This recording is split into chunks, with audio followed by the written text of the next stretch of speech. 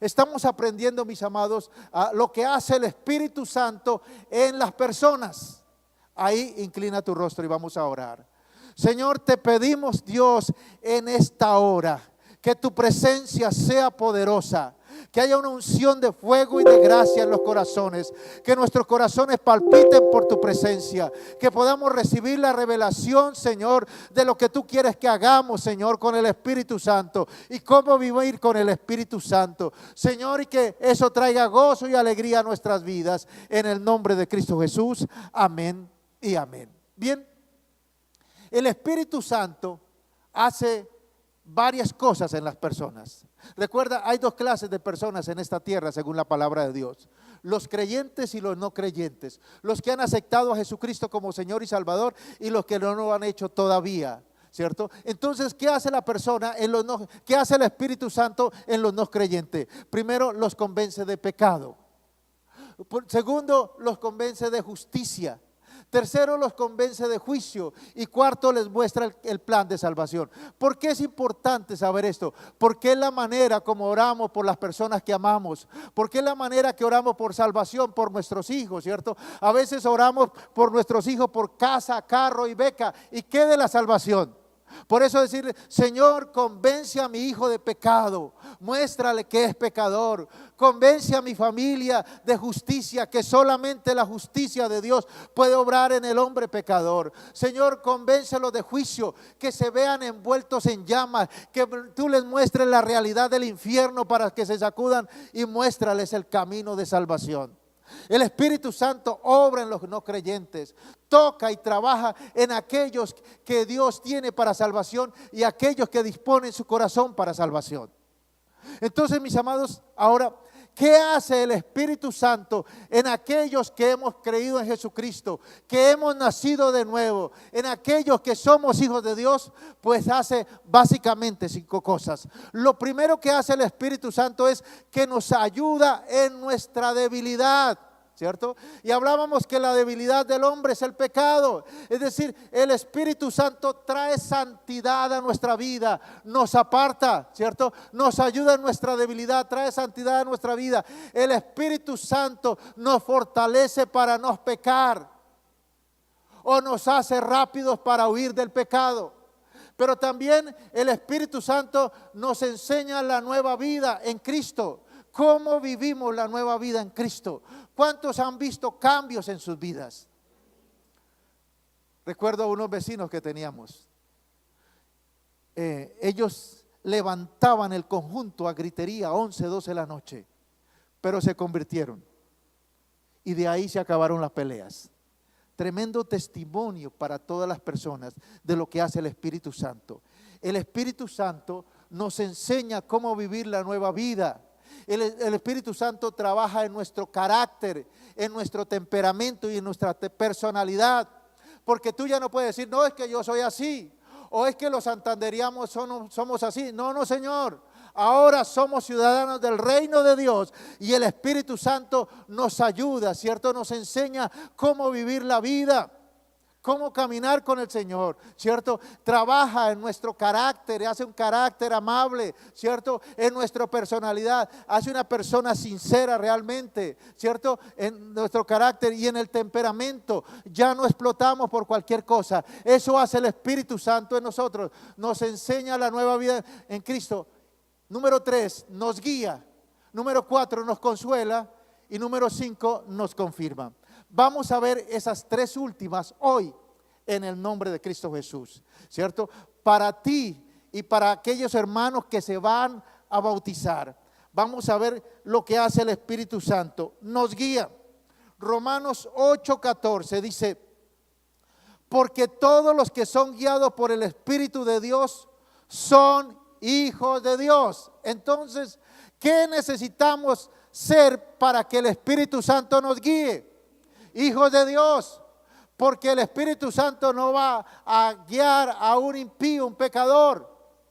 El Espíritu Santo guía a los hijos de Dios. Ahora, nuestro Padre Celestial ha enviado al Espíritu Santo para que guíe a nosotros los que hemos creído, los que hemos nacido de nuevo por el camino espiritual correcto. Recuerda que en esta tierra hay dos caminos, uno ancho, placentero, que va a la condenación eterna, y uno que es angosto y no es tan cómodo, pero lleva a la vida eterna. Recuerde que el camino espiritual son muy pocos los que andan por él. Por eso no esperes muchos caminando ese camino. Porque dice, el mismo Jesucristo dijo, y el camino que lleva a la perdición es ancho, y la mayoría son los que van por ese camino. Pero el camino que lleva a la vida eterna es angosto, y pocos son los que transitan por ese camino. Ahora, mis amados, ¿cómo podemos vivir la vida diaria los hijos de la luz en medio de un mundo en tinieblas?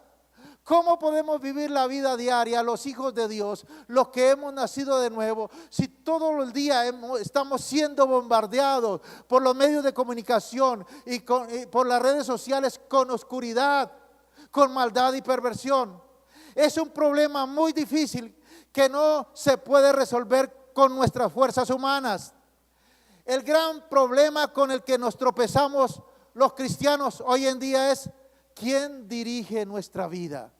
Oye, dile que está a tu lado, ¿quién dirige tu vida? ¿Quién dirige tu vida? Ese es el problema, porque hay tantos héroes humanos y mundanos y perversos que quieren dirigir nuestra vida. Ahora, sin embargo, este problema, esta disyuntiva, el Espíritu Santo la resuelve con facilidad y nos guía a una vida de victoria y de bendición. Me impactaba el testimonio que Adriana daba el viernes, cómo el Espíritu Santo la guió a tomar una decisión. Y los que estábamos aquí, wow, tremenda sabiduría. Sí, pero no fue ella, es el Espíritu Santo. Ahora, ¿qué es lo que tenemos que abonar? Que ella ama a Dios y permite que el Espíritu Santo la guíe. Y eso es lo que Dios quiere hacer con nosotros, guiarnos a toda verdad. Ahora, ¿el Espíritu Santo es tu líder o eres tú tu propio líder? Desde muy pequeños el hombre empieza a decir: yo hago las cosas mismas, yo como solo, yo me visto solo, yo hago solo las cosas. Es decir, por naturaleza el hombre quiere ser su propio líder. Pero en este tiempo vemos algo bien interesante. Cuando alguien busca una consejería, por lo general no está buscando ayuda, sino que ya ha hecho sus propios planes y tomado sus propias decisiones. Y solo lo que está buscando es que Dios le apruebe sus proyectos. Yo ya decidí, yo ya sé lo que voy a hacer, yo sé con quién voy a hacer mi vida. Y entonces busca que Dios le apruebe sus proyectos y le diga: ay, qué bueno, mijito, mire cómo buscó de bien sin mi ayuda. No se preocupe, yo voy a bendecir su proyecto. Pues eso no es así. No creas que si no te guía el Espíritu Santo va a terminar feliz, porque dice la palabra: hay caminos que al hombre le parece derecho, pero su fin es camino de muerte. Ahora, ¿cómo hacer? Dice la palabra: el que creyere, no se apresure. Dile que está a tu lado: no se apresure, porque si te apresuras vas a cometer errores, la vas a embarrar, te van a engañar, vas a hacer malos negocios, malas alianzas. Ahora, una persona así no permite que el Espíritu Santo los guíe. Son ellos sus propios guías. Ahora, para que nos pueda guiar el Espíritu Santo, necesitamos comprender la relación correcta entre Él y nosotros. El Espíritu Santo es Dios viviendo en nosotros. Necesitamos comprender quién es Dios y quiénes somos nosotros. Dios es el dueño del universo, el creador del universo, y el Espíritu Santo es Dios con nosotros. ¿Cómo Él nos sabrá lo mejor para nosotros? Pero el pecado que el hombre cometió contra Dios fue el no tener en cuenta el orden que Dios estableció, y entonces usurpó el lugar divino. El hombre, Adán y Eva, dijo: muy bueno, Señor, gracias por habernos creado, pero aquí Edén lo manejo yo. El Edén lo administro yo. Yo digo quién entra y quién sale y qué puedo comer. No me va a decir qué puedo comer y qué no puedo comer. Entonces el hombre se quiso servir a sí mismo, se amó a sí mismo, vivió una vida de orgullo y terminó estrellado. No solo se estrelló él, sino que estrelló todas las generaciones hasta nosotros. No solo se negó a reconocer a Dios, sino que se rebeló y se apartó de Dios. Aún hay algunas personas que han creído en el Señor Jesús y han nacido de nuevo, pero siguen llenos de esa maligna raíz que es el orgullo. Yo solo mismo, yo miro cómo vivo mi vida cristiana. No me va a decir cuándo tengo que ayunar, no me va a decir cuándo tengo que orar, no me va a decir cuándo tengo que ir a la iglesia. Yo hago mi vida, yo la manejo. Yo y Dios tenemos una relación chévere. Él es mi pana, es mi bacano y yo es el que le digo lo que voy a hacer. Hay muchas personas con esa actitud. Pues es una actitud de orgullo y de soberbio. Estas personas tratan de aprovecharse de Dios, de usarlo cuando lo necesitan. Ven a Dios como alguien que se halla presente con el único propósito de bendecirlos. Sí, que Dios únicamente está ahí para bendecirlos. ¿Qué pasa con esto? Para que podamos entender esto, yo sé que a la mayoría de las personas nos ha pasado esto.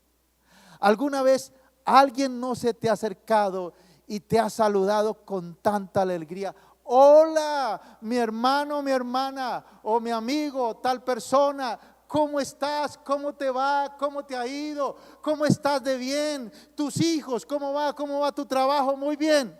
Y luego le dispara por algo. ¿Alguien ha tenido esa experiencia? Y luego de que tú le haces el favor, al otro día ni siquiera lo saluda. Y uno se siente usado. Pues así se siente Dios de la misma manera. Cuando viene la persona, ay, mi Dios, mi amor, mi rico, mi tal cosa, te quiero, te mando besitos, necesito un milagro. Y cuando recibe el milagro, al otro día ni siquiera se acuerda de Dios o de darle gracias a Dios. Ahora, nunca podremos tener una comunión fluida con el Espíritu Santo si no entendemos la razón por la cual Él se halla en el mundo y en nuestra vida. Si queremos que Dios dirija nuestra vida de una manera maravillosa, poderosa, no solamente necesitamos creer en Jesucristo y recibir el perdón de nuestros pecados, sino que también le debemos permitir al Espíritu Santo que corte las raíces de orgullo, que las arranque, que las saque de nuestro ser interior, ese orgullo, esa altivez, esa prepotencia y querer nosotros guiar nuestra vida por nosotros mismos. Entonces nos inclinaremos ante el trono de la gracia y nos rendiremos a Dios sin condiciones ni reservas de ninguna manera, de ninguna clase. Como dice la palabra, acerquémonos pues confiadamente al trono de la gracia para alcanzar misericordia y hallar gracia para el oportuno socorro. Mis amados, tenemos que darnos a Dios y al Espíritu Santo en cuerpo, en alma, en mente, en vida, darle nuestro presente, nuestro pasado, nuestro futuro, que Dios controle toda nuestra vida. Debemos permitir al Espíritu Santo que obre lo que les plazca a Dios y no lo que nos plazca a nosotros. ¿Qué es lo que te place, Espíritu Santo? ¿Qué es lo que quieres que yo haga? ¿Qué es lo que quieres que yo haga hoy? Y no lo que nos plazca. Ahora, ¿para qué? Para que se cumplan sus propósitos. Los propósitos de Dios y no los nuestros en nuestra vida. Mis amados, debemos comprender que Dios dispuso que haya orden en el universo. Que hay un líder, que hay un guía, que hay una cabeza y ese es Cristo. Y nosotros somos el cuerpo. ¿Por qué los seres humanos nos queremos aprovechar de nuestro Dios, de nuestro Creador, tratando de ser iguales a Él? A base de exaltarnos a nosotros mismos. Este orgullo del hombre es pecado y trae consigo angustia y maldición. Mis amados, cuando nos presentamos ante Dios, nunca debemos tratar de rebajarlo a nuestro nivel. A Dios ese orgullo le huele mal. Aunque Dios es nuestro Padre, pero Él sigue siendo Dios. Aunque Él nos oye y nos ama, pero Él sigue siendo Dios. A través de Cristo, mis amados, Dios toma el control de nuestras vidas por el poder del Espíritu Santo que nos limpia, quebranta nuestro orgullo y después realiza su obra por medio de nosotros. Ese es el secreto que hay en dejarse dirigir por el Espíritu Santo. ¿Cuál es el secreto? Pues, mis amados, quebrantar ese orgullo, ¿cierto? Quebrantar esa actitud sobradora y permitir que el Espíritu Santo dirija nuestras vidas. Gálatas 2:20 dice: con Cristo estoy juntamente crucificado, y ya no vivo yo, mas vive Cristo en mí, y lo que ahora vivo en la carne, lo vivo en la fe del Hijo de Dios, el cual me amó y se entregó a sí mismo por mí. Este es el fundamento de vida para los creyentes genuinos. ¿Cuál? Con Cristo estoy juntamente crucificado. Ya no vivo yo, ahora Cristo vive en mí. Y lo que vivo ahora lo vivo en la fe del Hijo de Dios, aquel que me amó y se entregó por mí. Ahora, cuando sabemos que Dios gobierna nuestras vidas y nos dirige por el Espíritu Santo todos los aspectos de nuestra vida, entonces vamos a llenarnos de gozo aunque el día se vea oscuro. Aunque haya dificultad, el Espíritu Santo coloca en nosotros un gozo que no lo podemos explicar, una paz que no la podemos explicar, esa paz que sobrepasa todo entendimiento, mis amados. Cuando nos rendimos a Dios, nos convertimos de manera natural en los maravillosos hijos de Dios que somos guiados por el Espíritu Santo. Por ahí alguna vez había una calcomanía, de pronto con buena intención, pero sin sabiduría. En los carros decía, hace muchos años atrás: Dios es mi copiloto. ¿Cuántos vieron esa calcomanía? Y esto quería decir, es que Dios es mi ayudante. No, Dios no es el copiloto de nadie. Dios no es el ayudante de nadie. Dios es el Rey de reyes y Señor de señores, y nosotros seguimos sus pisadas. De pronto la persona que hizo en la calcomanía vio en lo natural, dice: yo estoy aquí al volante, yo manejo, entonces hago y pienso que Dios está a mi lado. Entonces Él me dirige. Y él no tenía ni idea que es que Cristo vive en nosotros. No está al lado. No puede ser nuestro copiloto. Él vive en nosotros. Cristo en mí, la esperanza de gloria. Él es el que me guía, me guarda, me muestra el peligro, me ayuda en el momento difícil. Por eso, mis amados, deja que Dios dirija tu vida. Que el Espíritu Santo sea tu guía, sea tu líder, sea aquella persona que dirige tu vida, tus pasos. Y no creas que eres tú, porque te vas a meter en problemas con la vida. Número 4, el Espíritu Santo consuela a los creyentes. ¿Alguna vez te has sentido destrozado por las preocupaciones de la vida? ¿Alguna vez has estado a punto de derrumbarte? Pero entonces has escuchado las afectuosas palabras o la presencia de alguien que te ha consolado. A mí me pasó eso. Tenía alrededor de 20, 21 años, llegué a trabajar en barcos en Estados Unidos, no sabía de inglés, no conocía a nadie. Y había tanto dolor en mi corazón como cuando uno saca el corazón así y uno lo mira y ve cómo está sangrando. Me sentía tan adolorido y tan triste por sentirme por allá botado, triste, huérfano en otra nación que no sabía ni el idioma y viviendo el rechazo de la gente. Y estando de pronto cuando yo veo a alguien, viene y me saluda, y solamente con ese saludo, esa persona me dio consuelo, me afirmó, me fortaleció, porque me dijo: yo llevo ya 6 meses aquí. Entonces yo pensé, si él puede, yo puedo.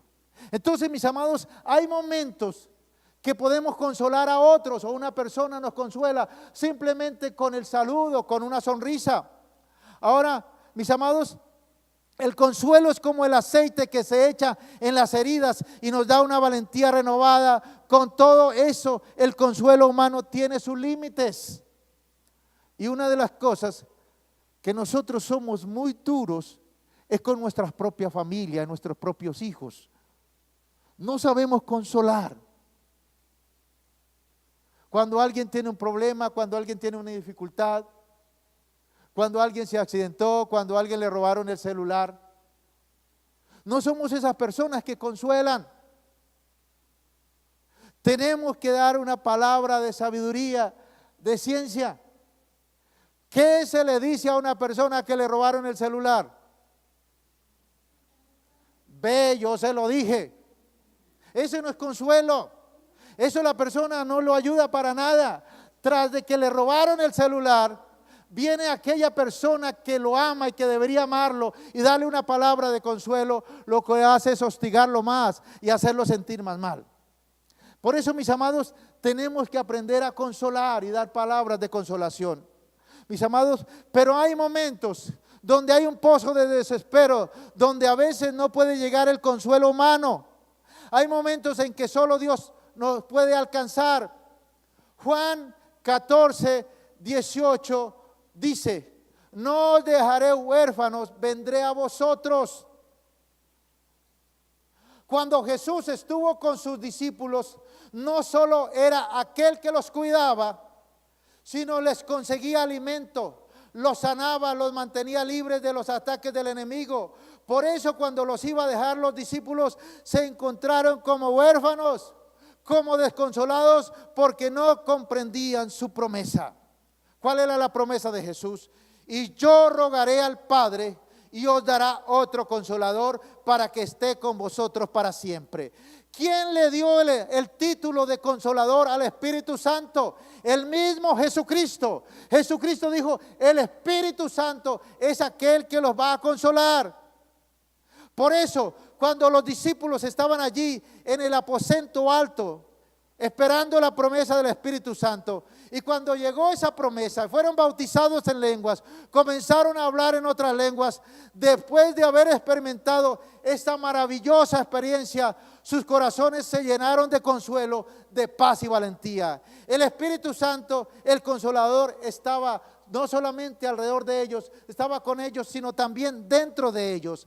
A partir de aquel día se pudieron sobreponer a toda soledad, tristeza o desesperación o problema en que se metían por predicar el Evangelio.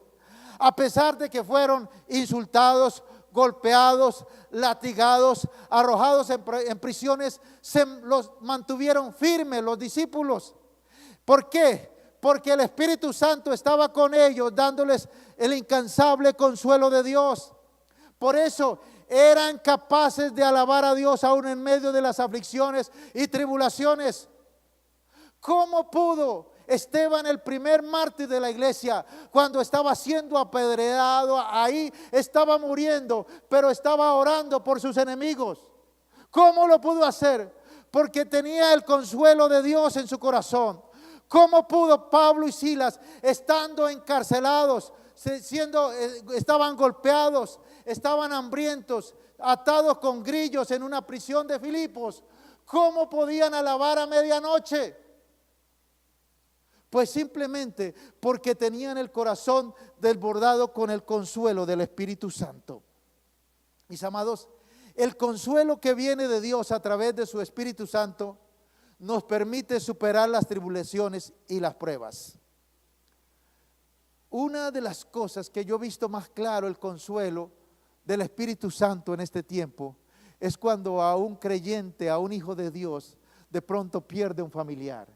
Un familiar parte a la presencia de Dios, ¿cierto? Y lloramos y nos compungimos porque hay una relación, porque hay un amor, pero luego viene ese consuelo de Dios, esa fortaleza de Dios que nos llena de fuerza, de gozo y de una valentía que es inexplicable. Una valentía que hace aún hasta criticar a los perversos y hace criticar también a los que son carnales. Dice, ¿quién sabe? Mire, no derramó ni una lágrima. ¿Quién sabe qué estaba pasando ahí? No, fue el consuelo de Dios, la fortaleza de Dios. Porque lo natural, lo humano y lo mundano es que la gente llore y levante el ataúd con lloros y con golpes. Pero cuando hay un consuelo de Dios, la persona se fortalece, se llena del Espíritu de Dios y hay un consuelo y una valentía inexplicables. Solo el Espíritu Santo sana estas dolorosas heridas, derramando el óleo sobre ellas. El Espíritu Santo es quien nos da poder para seguir adelante, entonando el himno de victoria y nos da nuevas fuerzas. Así nos equipa el Espíritu Santo para ofrecerles consuelo a todos los afligidos. Mis amados, las aflicciones van a llegar. Los problemas van a llegar. Situaciones dolorosas van a llegar. Pero no olvides que tiene el consuelo de Dios que te fortalece. Que tienes el consuelo de Dios que te da fuerza para seguir adelante. Que te da esperanza. Número 5. El Espíritu Santo nos confirma que somos hijos de Dios. Aquí hay algo bien impactante. Recuerda los 6 pasos que toda persona debe transcurrir, debe pasar para realmente ser del remanente.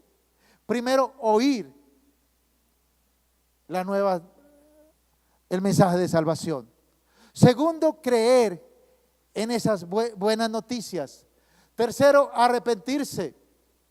Cuarto, confesar que Jesucristo es su Señor. Quinto, bautizarse en agua. Y sexto, permanecer fiel al Señor. Cuando una persona pasa por esos pasos, siente una seguridad de que es un hijo de Dios. Siente una seguridad que en cualquier momento que parta, después de que muera, lo primero que va a ver es el rostro del Señor.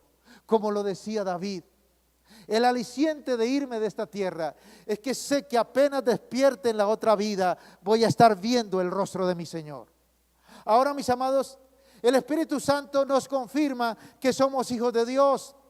Gálatas 4:3 dice, miremos primero qué es ser padre. Padre significa ser el autor de la vida de un hijo y la causa de que ese hijo exista. Padre significa ser el autor de la vida de un hijo y la causa de que ese hijo exista. Por eso, con esta definición de padre, solo un hombre puede ser mi padre en esta tierra. Solo un hombre es el padre. Así no lo haya reconocido, así no lo haya visto, así lo haya desechado. Por eso, de tiempo en tiempo nosotros vemos gente que está buscando a sus padres, que está buscando a su papá, que está buscando a su mamá. ¿Por qué? Porque hay un deseo interior en ellos de conocer a sus padres. De la misma manera, nosotros como hijos de Dios, hay un deseo en nosotros interior de conocer a nuestros padres, a nuestro Padre Celestial, aquel que nos amó, aquel que se entregó por nosotros, aquel que dio su vida por nosotros. Hay un deseo de ver a Dios. Dios es mi Padre también en la fe. Es el autor y la causa de mi ser resucitado, nacido de nuevo. Por Dios nací de nuevo. Él colocó en mí la simiente de la salvación. Por eso, mi amado, nuestra fe cristiana no es una religión. ¿Se puede llamar religión al nacimiento de un niño? Ay, tan lindo, le nació una religión. No, le nació un niño. Por eso, de la misma manera, en Jesucristo nacemos de nuevo, somos nueva criatura. Por eso, mis amados, el cristianismo es una relación con el Señor Jesucristo que implica que se inicia con un nuevo nacimiento. Por eso, mis amados, yo experimenté ese nuevo nacimiento. Nací de Dios, así Él se convirtió en mi Padre y yo en hijo de Dios. Ahora, Juan 1:12 y 13 dice: a los suyos vino, pero los suyos no le recibieron. Mas a cuantos lo recibieron, a los que creen en su nombre, les dio derecho de ser hijos de Dios. A los que recibieron a Jesucristo y creímos en su nombre, nos ha dado el derecho de ser hijos de Dios. Estos no nacen de sangre, ni por deseos naturales, ni por voluntad humana, sino que nacen de Dios. Este nuevo nacimiento es un nacimiento espiritual. Ahora, como nos lo muestra el apóstol Juan, no nos podemos convertir en hijos de Dios por medio de nuestra sangre o de la voluntad humana o de la voluntad de carne o de hombre. Solo nacemos como hijos de Dios cuando nacemos por el poder del Espíritu Santo. Es que nacemos de nuevo. Sin la experiencia de un corazón purificado y perdonado, no es posible obtener la autoridad que nos convierta en hijos de Dios. Por eso Santiago 1:18 dice así: Él de su voluntad nos hizo nacer por la palabra de verdad, para que seamos primicias de sus criaturas. Es decir, se nace de Dios cuando se recibe a Cristo por su palabra y en el poder del Espíritu Santo. Mis amados, por medio de la palabra y del Espíritu Santo podemos llamar a nuestro Dios Abba Padre. Abba Padre. No hay palabra tan hermosa para honrar en esta tierra a los que nos crearon, es decirle al papá, papá, y a la mamá, mamá. Porque hay algunos se las tiran de vivos y ni siquiera eso le dicen la cochi, la socia, ¿cierto? La dura. ¿Por qué no le pueden decir mamá? ¿Por qué no le pueden decir a su papá, papá? Si en eso hay una revelación. Porque padre significa fuente de vida. Ahora, pero en lo espiritual, mira lo que dice Romanos 8, 15 y 16. Para los que estaban diciendo, ¿cuándo va a terminar el pastor? Pues ya terminamos, para que esté tranquilo. Listo, Romanos 8, 15 dice: pues no habéis recibido el espíritu de esclavitud para estar otra vez en temor, sino que habéis recibido el espíritu de adopción, por el cual clamamos Abba Padre. ¿Cierto? Hemos recibido el espíritu de adopción porque hemos sido recibidos, ¿cierto?, como hijos de Dios. ¿Cierto? El Espíritu de Dios nos hace llamar a nuestro Padre Abba. Nos hace llamar a Dios Abba, Padre, papá, papi. El Espíritu mismo da testimonio a nuestro espíritu de que somos hijos de Dios. El Espíritu mismo da testimonio a nuestro espíritu de que somos hijos de Dios. Mis amados, a veces el diablo acusa a la persona. No, usted no es hijo de Dios, usted no puede seguir, usted le quedó duro el evangelio, usted no puede. Y algunos lo creen. Recuerda que nosotros somos hijos de Dios por gracia, no por lo que nosotros hagamos. Por eso dice la palabra, hijitos míos. Es decir, diciendo Padre, hijitos míos, si alguno tuviere pecado, abogado tenemos con el Padre a Jesucristo el justo. Porque es que nosotros somos salvos por gracia. Somos salvos, Señor, por la bondad de Dios, la bondad de Jesucristo. No por nuestros hechos, no por nuestros actos. Nadie es salvo por lo bueno que sea. Y los que están haciendo la lectura, ¿recuerda lo que decía? Nadie es salvo por lo bueno que sea. Ni Sor Patricia, ni Soraya, nadie es salvo. Somos salvos por gracia. Pero ¿por qué tenemos que hacer lo bueno? ¿Sabe por qué dice la palabra? Porque fuimos creados para buenas obras. Tú fuiste creado para hacer lo bueno, no para hacer lo malo. Por eso tenemos que hacer lo bueno. Y el que no hace lo bueno, sabiendo hacer lo bueno, le es pecado, dice la palabra. Nosotros somos salvos por gracia, por la bondad de Dios, por el amor de Dios, por lo que Jesucristo hizo en la cruz del Calvario, no por lo bueno. Pero tenemos que hacer lo bueno, porque para eso fuimos creados, para hacer lo bueno, para hacer las obras de Cristo. Para eso fuimos creados. Por eso tiene que estar en nosotros. Por eso, mis amados, cuando le fallamos a Dios, por dentro hay algo que nos desespera para buscar nuevamente la comunión con el Señor. Porque para eso nosotros fuimos creados.